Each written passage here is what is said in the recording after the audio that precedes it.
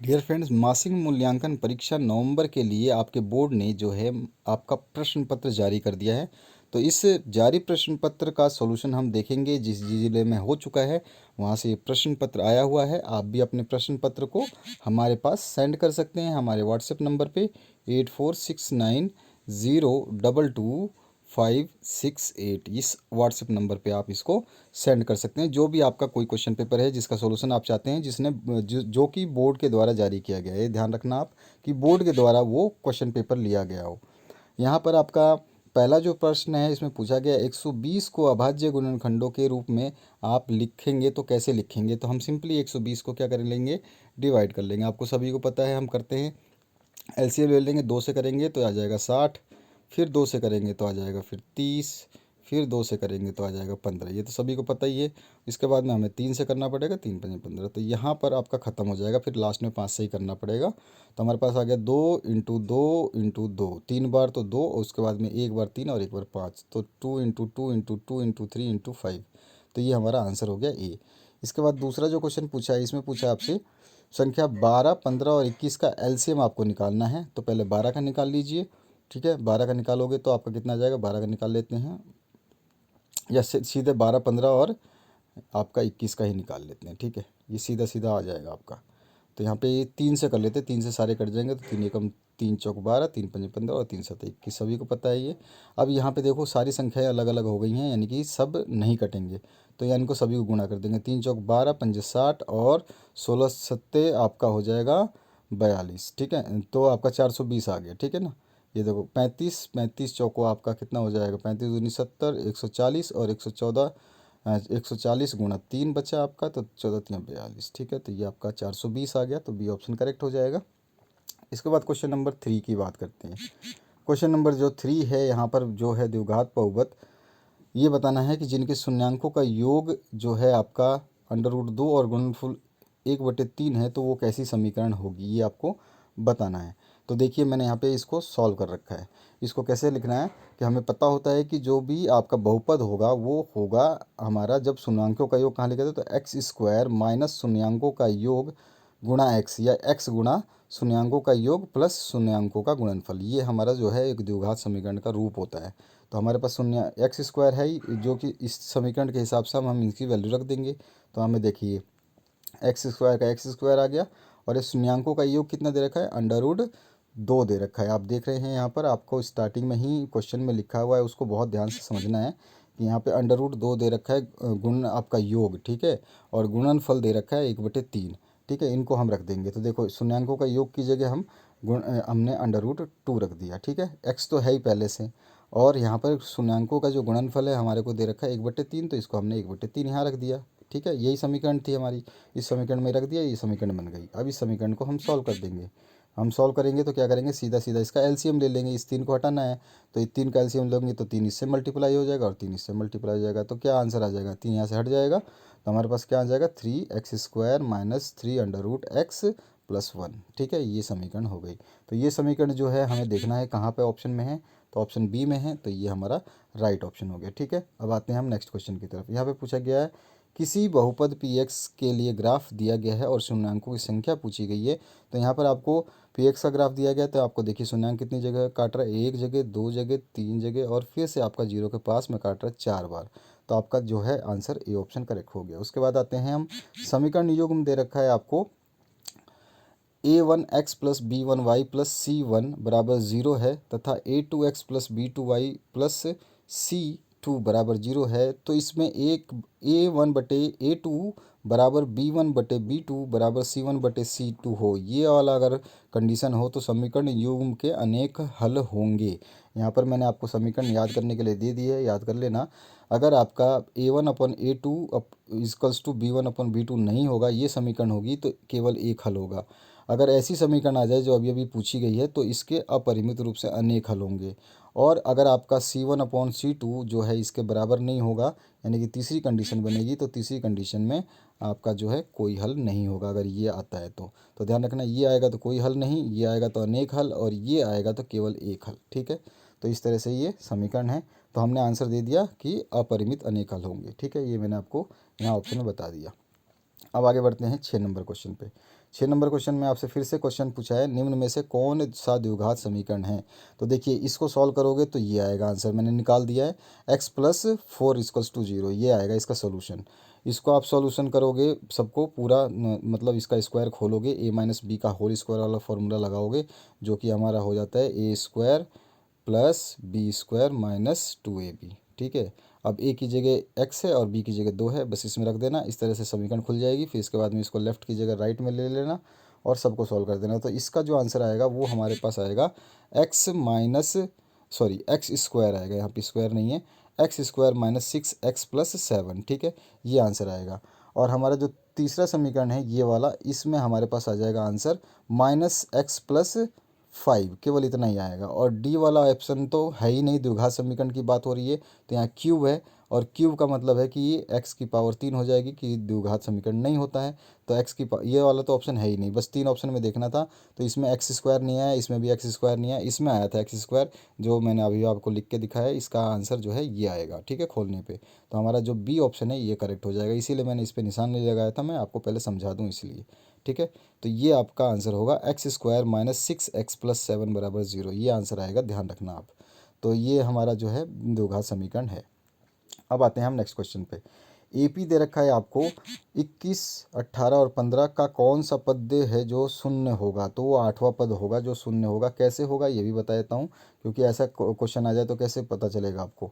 तो देखिए ये एपी दे रखा है, तो एपी में आपको जो कौन सा पद शून्य होगा, एनवा पद पूछ रहा है वो, है ना। एन उसने दे दिया है शून्य, हमारे को दे दिया है पद शून्य होगा, ठीक है। और ए हमारे पास 21 है, और सार्वंतर 18 में से 21 को घटा देंगे तो हमारे पास कितना आ जाएगा। तो सार्वंतर जो है हमारे पास क्या आ रहा है, D-3, ठीक है ना।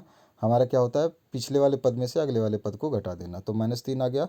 अब -3 में आपके पास फॉर्मूला हमारे पास पता है, एन आपको निकालना है। ए एन हमारे को दे रखा है, कौन सा पद शून्य, लास्ट पद दे रखा है हमारे को, तो a n = 0 रख देंगे।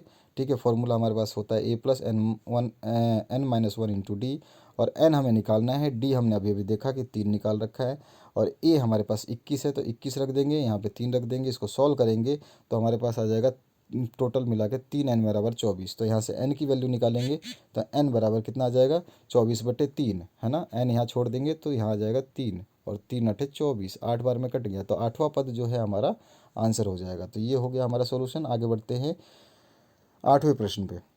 यहाँ पे दी गई आकृति में 1 सेंटीमीटर, 1.5 सेंटीमीटर और 2 सेंटीमीटर कौन कौन सी रेखाएं हैं। AD दे रखा है आपको 1, और BD आपको दे रखा है 1.5, और आपको AE दे रखा है 2, ठीक है। और EC भी दे रखा है इसमें आपका 4, ठीक है। अब जो है निम्न में से कौन सा कथन सही है। तो इस कथन के हिसाब से इसमें यह है कि जो इसका अनुपात होता है, यानी कि AD बटे में आपका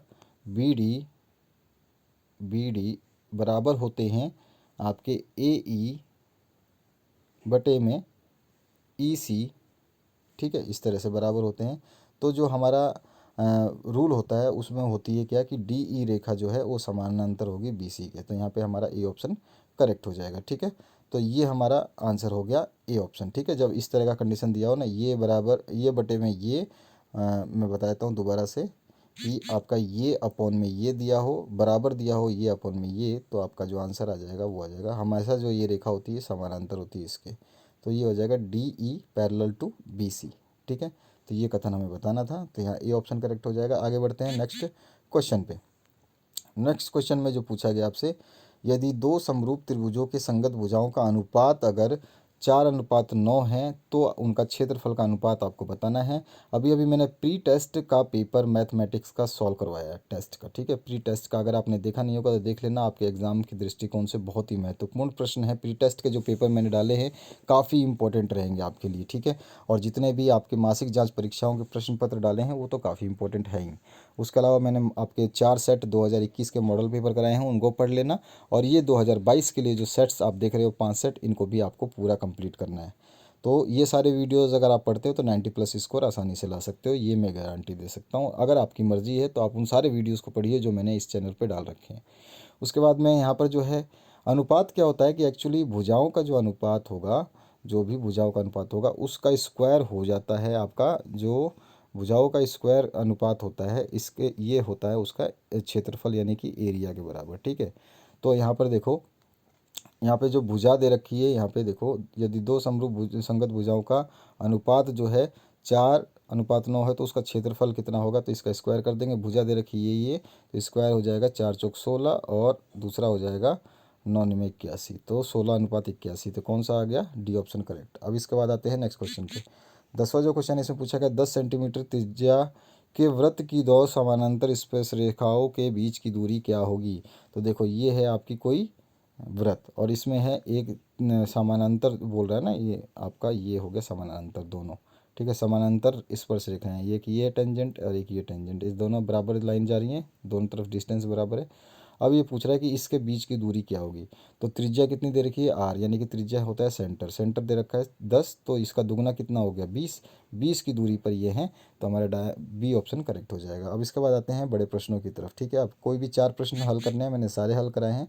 सबसे पहले सिद्ध करना है कि प्रत्येक धनात्मक विषम पूर्णांक 4q+1 अथवा 4q+3 का प्रतिरूप होता है।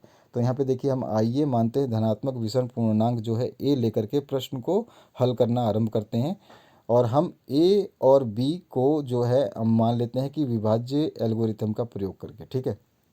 चूँकि आपका 0 जो है वो बराबर है और कम है आर से, और आर जो कम है 4 से, इसलिए संभावित शेषफल जो है 0, 1, 2 और 3 होंगे, ठीक है ना। सिंपल है, हमें प्रूफ जो करना है यही करना है। तो अर्थात यानी कि ए संख्याओं में, यानी कि 4q, 4q+1, 4q+2, 4q+3, इस तरह से हम जा रहे हैं ना, क्यू की बात हो रही है, तो का रूप हो सकता है जहाँ क्यू भागफल है। क्योंकि देखो ये आपका सिद्ध करना है, तो ये आपका कोई ऐसा क्वेश्चन नहीं है, इसमें थ्योरी ज़्यादा है, इसमें कुछ भी नहीं है, ठीक है। क्योंकि ये आपको रटना पड़ेगा इस तरह से, क्योंकि एक ए जो है ये विषम पूर्णांक है, इसलिए 4q और 4q+2 के रूप में नहीं हो सकता है, क्योंकि दोनों 2 से विभाज्य हैं। इसलिए कोई भी धनात्मक विषम पूर्णांक 4q+1 और 4q+3 के रूप में होगा, ठीक है। बस ये है इसका आंसर। इसके बाद में आते हैं नेक्स्ट क्वेश्चन की तरफ। नेक्स्ट क्वेश्चन में आपसे पूछा गया है 12वां क्वेश्चन, 6, 72, 120 अभाज्य गुणनखंड विधि द्वारा एचसीएफ निकालना है। तो सबसे पहले एलसीएम 6 का लेंगे, 72 का लेंगे और 120 का लेंगे। इनके हम ही सारे एलसीएम को लिख लेते हैं। तो 6 का हमने देखो निकाला है, तो 6 का आएगा आपके पास एलसीएम 2×3, और 72 का आया 2×2×2×3×3, और लास्ट में 120 का आया 2×2×2×3×5। अब इनमें से हमें कॉमन लेना है, देखते हैं कॉमन कहाँ, इसमें भी 2 है, इसमें भी 2 है और इसमें भी 2 है। अब इसमें 3 है और इसमें भी एक 3 है, इसमें भी एक 3 है, तो हम दोनों को ले लेते हैं। तो दोनों गुणा करेंगे तो एचसीएफ निकल जाएगा। ये हो गया हमारा सॉल्यूशन।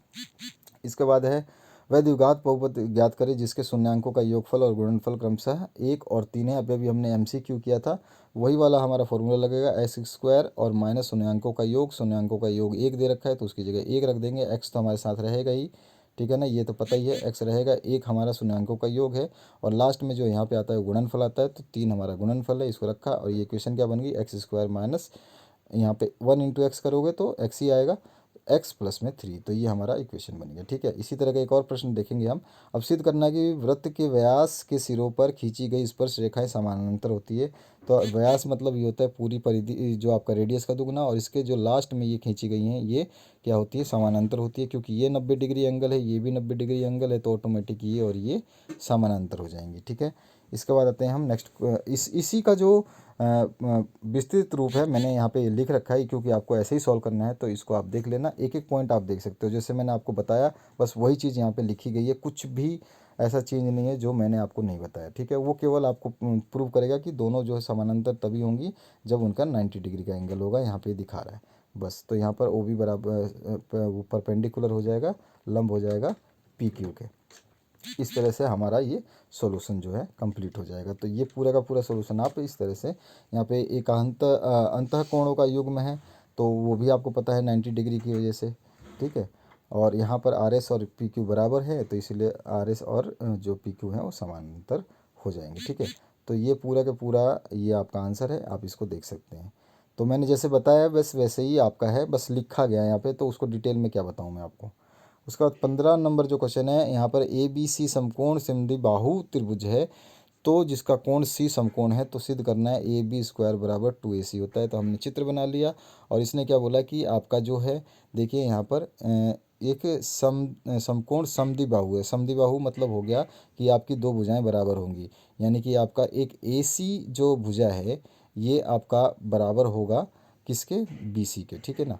बस इतना ही पूछा है। तो चलिए अब देखते हैं, हमें फॉर्मूला पता है कि हमें जब निकालना होता है AB, सॉरी आपका AC बराबर हो गया AB के, यहाँ पे बता दी, ये और ये बराबर है, हमें ये निकालना है। तो हमें पता होता है कर्ण जो स्क्वायर होता है वो होता है आधार प्लस लंब के स्क्वायर, ठीक है। तो आधार और लंब का स्क्वायर, आधार आपका BC है, ठीक है, तो यहाँ पे BC का स्क्वायर, और लंब आपका AC है तो AC का स्क्वायर।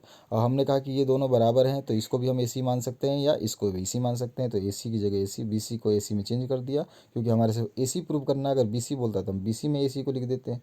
हाँ, BC बराबर AC है। तो बस इसके बाद आगे A² इक्वल्स टू 2AC इति सिद्धम। बस ये छोटा सा क्वेश्चन है। इसके बाद आते हैं 16 नंबर क्वेश्चन पे, जो कि निम्न में से किसी चार को हल करना है। मैंने सारे हल किए हैं। 16 नंबर, एक द्विघात बहुघात ज्ञात कीजिए जिसके शून्यांकों का योग और गुणनफल आपका क्रमशः -3 और 2 हैं। फिर से वही चीज़ और सेम समीकरण रहेगा, बस यहाँ पे माइनस कर दिया है तो माइनस हम डालेंगे, तो यहाँ -3 डालेंगे, ठीक है। और -3 डालते ही ये क्या हो जाएगा, माइनस इधर भी है माइनस इधर भी है तो प्लस हो जाएगा। बस इतना ही फ़र्क है, बाकी आपको समीकरण वैसे का वैसे सॉल्व करना है। 3 क्वेश्चन 4 क्वेश्चन हमने इस टाइप के सॉल्व कर लिए इस सेट में। इसके बाद आते हैं हम 17 नंबर क्वेश्चन पे। यहाँ पे समीकरण दी गई है आपको, एक ये और एक ये, इसको हल करना है। तो हम क्या करेंगे, इस समीकरण में इस समीकरण को माइनस कर देंगे। तो लेकिन हमें देखना पड़ेगा कि इनके पद बराबर हो, पद नहीं है बराबर तो पद बराबर करना पड़ेगा। तो समीकरण दिया गया हमारे पास ये। अब समीकरण 1 को 3 से गुणा कर देंगे, 2 को 2 से गुणा कर देंगे। तो 1 को 3 से कर रहे हैं और इसको 2 से कर रहे हैं। तो यहाँ पे आ जाएगा, देखो 3 दूनी 6 और 3 3 9 और 46 का 3 गुना 138, और इसको हम 2 से कर रहे हैं तो 3 दूनी 6 और इसका 5 दूनी 10 और ये 74 का दुगना 148। तो यहाँ पर देखो दो टर्म बराबर हो गई, 6 6 बराबर हो गए, ठीक है। तो अब हमारे को एक दूसरे में से घटाने पे एक कट जाएगा, एक का मान निकल जाएगा। तो हम क्या करेंगे, इसमें से 4 में से, क्योंकि बड़ा दिख रहा है इसमें से, इसको घटा देते हैं, ठीक है। तो इसको हमने घटाया, मैंने ऐसे डायरेक्ट घटा दिया, आप चाहे तो बटे लिख करके जैसे ऊपर नीचे लिख के घटाते हैं हम बच्चों की तरह, वैसे घटा सकते हो। तो ऐसे आपको माइनस कर लेना है, और माइनस करोगे सारा कुछ सॉल्व करोगे तो y बराबर 4 आ जाएगा। अब y का 4 y बराबर 10 आ जाएगा। y 10 का मान जो है आप किसी भी ऊपर वाली समीकरण में किसी में भी रख लो, चारों समीकरण में से। तो मैंने ऊपर सबसे सेकंड नंबर समीकरण में रख दिया है, उसमें रखोगे आप। y की जगह 10 रखना है, 10 रखोगे तो आपके पास जो x का मान आ जाएगा 8। तो ये हो गया आपका उसका उत्तर उस प्रश्न का। अब आते हैं हम 18 नंबर क्वेश्चन पे। 23 क्वेश्चन पूछे गए हैं टोटल। यहाँ पर आपका 0 से 250 के बीच कितनी 4 से विभाज्य संख्या, यानी कि 4 से जो भाग दे सकते हैं वो 0 से 250 के बीच में कितनी है। तो 0 से बड़ी और 4 से भाज्य होने वाली सबसे छोटी संख्या हमें पता है कि 4 ही है। और 250 को 4 से अगर मतलब डिवाइड करते हैं तो हमारे पास जो शेषफल कितना आएगा, 248। यानी कि हम चार, कम से कम 4 और 248 के बीच की संख्याएं हमें ढूंढनी है। यानी कि 4 भी डिवाइड हो जाएगा और 248 भी। तो इसमें क्या करना है, सिंपली हमें देखना है हमारे पास क्या क्या जानकारी मिल गई इससे। पहला टर्म, यानी कि पहली चीज़ हमें 4 मिल गई है, जो कि पहला टर्म हो गया। दूसरा अंतिम टर्म, हमें सबसे लास्ट वाली संख्या जो भाग होगी 4 से, वो बस यही संख्या है, इसके अलावा कोई संख्या 250 भाग नहीं होगा। 250 से पहले 248 ही 4 से भाग हो जाएगा। तो ये हमारे पास n मिल गया। और सार्वंतर d जो है 4 का ही है, क्योंकि 4 से ही सारे भाग हो रहे हैं। 4 के बाद 8 आएगा, कि 8 के बाद 12 आएगा, तो सब में 4 4 का अंतर ही है। तो 4 की टेबल चल रही है इसमें। तो ये हो गया आपका प्रश्न का, हमारे को जो समझ होनी थी वो हो गया। अब बस डायरेक्ट फॉर्मूले में सारी चीज़ें डालनी है। तो हमारे पास फॉर्मूला हम जानते हैं, an बराबर a plus n-1 into D होता है। और सारी वैल्यूज़ ये दे रखी हैं, इनको हम डालेंगे इसमें। तो यहाँ रख दिया हमने सभी को वैल्यू को। और यहाँ पे देखिए ये आपका आ जाएगा 4 प्लस n-1 इंटू 4, 4 4 आ गया, और 48 आपका यहाँ पे आगे दे रखा है, ठीक है, an की वैल्यू। अब हम क्या कर लेंगे, एक तरफ n को रख लेंगे और बाकी को सब एक तरफ लाएंगे। तो यहाँ बचेगा 244। n-1 बराबर, हम यहाँ से 4 को डिवाइड कर देंगे इससे, ये आ जाएगा 61 n। और n बराबर जब हम निकालेंगे तो ये -1 आके इधर जुड़ जाएगा, तो ये हो जाएगा 62। तो 62वां पद जो है, लगभग 62 नंबर को हम 4 से डिवाइड कर सकते हैं। उसके बाद में 19 नंबर जो क्वेश्चन है, एक चतुर्भुज ABC के विकर्ण परस्पर बिंदु O पर इस प्रकार प्रतिच्छेद करते हैं कि जो है AO अपॉन में BO बराबर CO अपॉन में DO है। दर्शाइए कि ABCD एक समलंब है। तो ये मैं क्वेश्चन पहले करा चुका हूँ, लगभग आज से 1 साल पहले मैंने वीडियो बनाया था, उसमें इसको कंप्लीट समझाया है मैंने, तो आप उसको देख सकते हैं। मैंने यहाँ पे सॉल्यूशन फिर भी दे दिया है, आप इसको आराम से पढ़ लेना। देख लो, ये आपका सॉल्यूशन है। ये पहले आपका जो है इस टाइप का डायग्राम बनाओगे, उसके बाद में M जो है आप एक रेखा खींचोगे जो कि इसके समानांतर हो जाएगी। बस उसके बाद में सीधे सीधे हमें वही समानांतर जो हम लिखते अभी मैंने बताया था ना, AB अपॉन BC BD, और फिर उसके बाद में आपका यही वाला बराबर ये आता है ना आपका त्रिभुज वाला, तो वो वाला। तो यहाँ पे समानांतर रेखा हो गई, तो AB और ये C हो गया, ये D हो गया और ये E हो गया। तो हमारे पास AD अपॉन में क्या आता था, DB, और फिर बराबर हम करते थे AE अपॉन में EC। इस तरह से करते थे। तो बस वही वाला फॉर्मूला यहाँ पे लगाया है और इस तरह से हमारा ये सॉल्व कर देगा। ट्रायंगल ले रहा है ना, त्रिभुज ले रहा है, इसमें से त्रिभुज लेगा तो ऐसे ही हो जाएगा। तो पहला इक्वेशन बनेगी, दूसरी इक्वेशन बनेगी, और दोनों समीकरणों की तुलना करेंगे तो दोनों में एक चीज़ कॉमन आएगी, OB अपॉन OD। इसमें भी OB अपॉन OD आएगा, इसमें भी। तो ये दोनों ही चीज़ें अपन ऑटोमेटिक, ये और ये बराबर हो गई, तो ये क्या हो जाएगा, सब कुछ समानांतर हो जाएगा। तो इस तरह से ये हमारी जो हम बता सकते हैं कि ABCD एक समलंब है। इसके बाद आते हैं हम 20 नंबर क्वेश्चन पे। 20 नंबर में पूछा गया आपसे, निम्न से 10 सेमी त्रिज्या वाले एक वृत्त की कोई जीवा केंद्र पर एक समकोण आंतरित करती है, तो संगत त्रिज्या खंड का क्षेत्रफल आपको ज्ञात करना है, और पाई इसमें आपको दे रखी है वैल्यू। देखिए यहाँ पे R दे रखा है आपको 10 सेंटीमीटर। AV वृत्त पर जो है एक केंद्र पर आंतरित कोण जो है वो 90 डिग्री आपको पता होगा, ठीक है। तो यानी कि θ1 आपको 90 मिल गया। और जब अगर दीर्घ वृत्तखंड का जो केंद्र आंतरित होगा वो ऑब्वियस सी बात है, जब इसका 90 है तो उसका बचा हुआ होगा तो वो 270 होगा, सिंपल सी बात है। तो यहाँ पे जो है हम इस तरह का डायग्राम बना लेंगे, ठीक है। ये डायग्राम बन गया। अब हमें पता है कि ये भी त्रिज्या है 10 सेंटीमीटर है, ये भी त्रिज्या 10 सेंटीमीटर, और ये वाला क्षेत्रफल जो है कवर कर दिया। अब हमें क्या करना है, इस सर्किल का क्षेत्रफल निकालेंगे, पहले इस पूरे वाले त्रिज्या खंड का क्षेत्रफल निकालेंगे, उसमें से इसको माइनस कर देंगे, बस यही करना है। तो यहाँ पर देखिए संगत लघुखंड का पहले क्षेत्रफल निकाल लेते हैं। तो ये आपका आ जाएगा θ1 अपॉन 360 πr², और माइनस में जो मैंने आपको बताया कि क्षेत्रफल जो उसका आएगा, ठीक है, तभी तो उसका निकलेगा।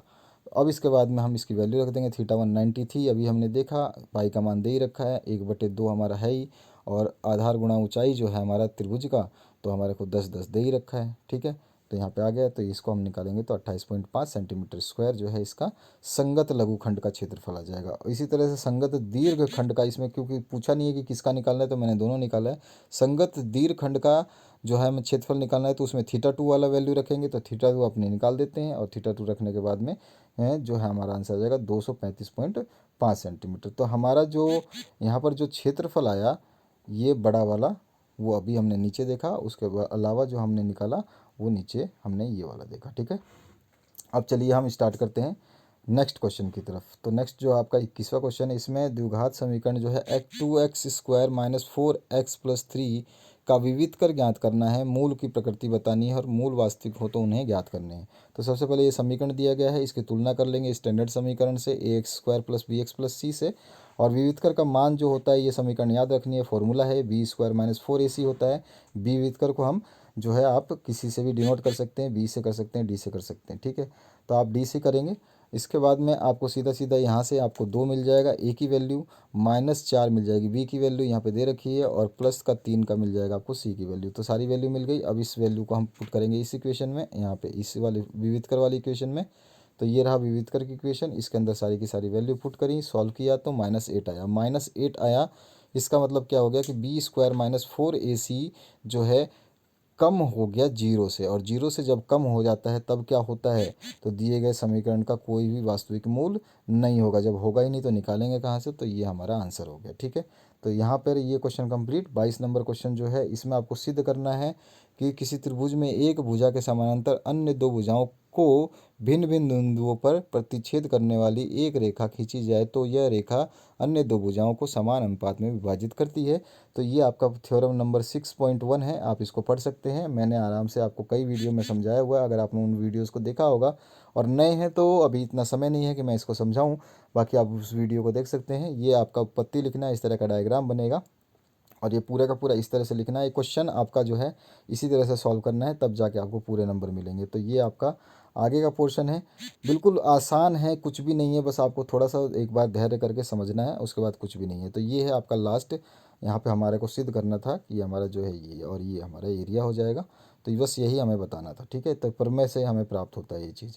अब आगे बढ़ते हैं नेक्स्ट क्वेश्चन की तरफ। लास्ट क्वेश्चन जो है आपका, इसमें पूछा गया 23 नंबर में, त्रिभुज ए बी सी की भुजा बी सी पर एक बिंदु डी इस प्रकार स्थित है कि बी डी जो है 1/3 बी सी है, तो सिद्ध कीजिए कि 9 AD² इक्वल्स टू 7 AB²। बहुत ही सिंपल है कि यहाँ पर देखिए पूरा का पूरा, पहले बात तो आपको जब दिया गया है क्वेश्चन तो आपको डायग्राम याद होना चाहिए, यानी कि वो सीधा सीधा बोल रहा है आपको पूरी बुक में से कुछ भी डायग्राम याद होना चाहिए जब आपसे क्वेश्चन पूछेगा तो, ठीक है। तो इस तरह का आप डायग्राम बनाएंगे। डायग्राम बनाने के बाद में आपको सिंपली इस डायग्राम को केवल डिस्क्राइब करना है इसमें, क्योंकि आपको ट्राइंगल जो है समकोण है आपके, ट्राइंगल जो है, और यहाँ पे 90 डिग्री है। तो यहाँ पर देखिए त्रिभुज ए बी ई और त्रिभुज ए सी ई में जो है ए ई दोनों में उभयनिष्ठ है, ये वाली रेखा जो है दोनों में आ रही है त्रिभुज में, ठीक है। और एंगल दोनों में ही उभयनिष्ठ है, 90 डिग्री है। और ए सी जो है ए बी के बराबर है, क्योंकि यहाँ पे इसने बोला है कि ये क्या है आपका एक बिंदु पर जो है ये त्रिभुज जो है ए सी और ए बी बराबर है आपके। तो यहाँ पर ये आपका जो एक तरह से क्या हो गया, सर्वांग हो गया, सिमिलर हो गया। तो इसकी जो तीसरी भुजा है ऑटोमेटिक बराबर हो जाएगी, तो बी बराबर सी हो जाएगा। और बी ई बराबर सी बराबर क्या होता है, हाफ बी सी के बराबर, क्योंकि ये बी सी कितनी बड़ी है, बी सी आपकी ये पूरी है, और इसका आधा पूछ रहा है बी ई या ई सी, तो आपका 1/2 हो जाएगा इसका। तो यहाँ पे आपका ई सी हमने 1/2 ले लिया। अब हमारे पास समकोण त्रिभुज है ही, उसमें पाइथागोरस थ्योरम लगाएंगे, ये फॉर्मूला लगाएंगे पाइथागोरस वाला, ठीक है। यहाँ तक हम आ जाएंगे फॉर्मूला लगा के, ठीक है। अब ये जब हमारा पाइथागोरस थ्योरम का फॉर्मूला लग गया, तो हमें पता है कि बी ई की वैल्यू हमें दे रखी है, तो बी ई की जगह वहाँ पर जहाँ पर जो वैल्यू दे रखी है, क्वेश्चन में दे रखा है हमें सी की वैल्यू, बी डी की वैल्यू, तो हम जहाँ वी डी की वैल्यू है वहाँ पे 3BC रखेंगे, और बी ई की वैल्यू अभी हमने निकाली जो कि हम रखेंगे हर जगह पे बी ई बराबर सी है, और इसकी वैल्यू 1/2BC। तो बस इसको रख करके हम इसको सॉल्व करेंगे। बस मैथमेटिक्स का यहाँ पे सिंपल है, मल्टीप्लाई और प्लस माइनस, इसको सॉल्व कर देंगे तो हमारे पास जो है लास्ट में AD² इस तरह से LCM के रूप में आ जाएगा। और यहाँ पर इसका लास्ट पोर्शन जो हम सॉल्व करेंगे, तो यहाँ पर आपका 9AD² बराबर 9AB² माइनस 2BC² इस तरह से आ जाएगा। और यहाँ पे हमें पता है कि AB बराबर BC बराबर CA, तो यहाँ पे सारे के सारे हम समीकरण को बराबर कर देंगे, यानी कि ये कितना हो जाएगा आपका, ये आपका AB² और AB² माइनस हो जाएंगे, तो यहाँ पे हो जाएगा 7², और यहाँ 7AB², और यहाँ पे ये बचा हुआ है, ये तो चल ही रहा है इस साइड से, तो 9AD²। तो ये आपका यही सिद्ध करना था, और ये हमने सिद्ध कर दिया। बहुत सिंपल है, अगर आपके पास सामने डायग्राम होगा तो आपको दिखाई देगा, जैसे ये डायग्राम खोल के रखेंगे और जब हम देखते जाएंगे एक एक स्टेप को, तो पूरा समझ में आएगा।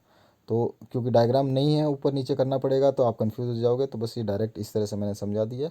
तो ये थे आपके सारे प्रश्न पत्र के सॉल्यूशन जो मंथली जांच परीक्षा है, और मैंने इससे पहले सिविक्स का पेपर डाल दिया है, उसको आप देख सकते हैं। और जिसके नहीं हुए हैं उनके लिए बेस्ट ऑफ लक, और जिनके हो गए हैं वो अपने आंसर्स को मैच कर सकते हैं इससे। कोई भी डाउट हो, कोई भी परेशानी हो, आप कमेंट सेक्शन में कमेंट करिए, और वीडियो को लाइक करना बिल्कुल ना भूलें, अपने दोस्तों के साथ शेयर कर दें, और चैनल को सब्सक्राइब नहीं किया तो करके और घंटी का बटन दबा दें कि जब भी आपके लिए वीडियो डाला जाएगा आपको नोटिफिकेशन मिल जाएगी। Thank you very much, have a good day.